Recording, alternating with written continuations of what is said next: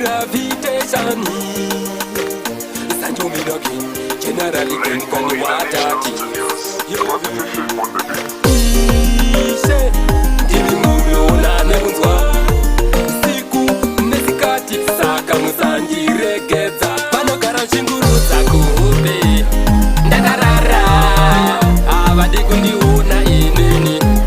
Ndichifara, vanoshiva mafaro angu kuti dai yapera ichese chandaita inini avo vanhu vanoshora vanhu ava vana mesi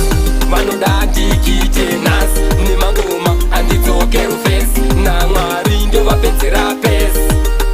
mwari watonamata mupenyu vanoda kundirova manyunyu havadi kundivona mupenyu mwari tumaingirozi dzenyu vanogara nchingurudza ishungurudza kundishoropodza kuita kundimanikidza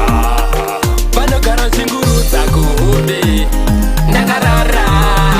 havadi kundiona inini ndichifara vanoshiva mafaro angu kuti dai yapera ichese chandaita inini avo vanhu vanoshora mwari ndimi munoona nekunzwa siku nesikati saka musaniregedza ichero zvikarema zvikaoma ndimi vandoudza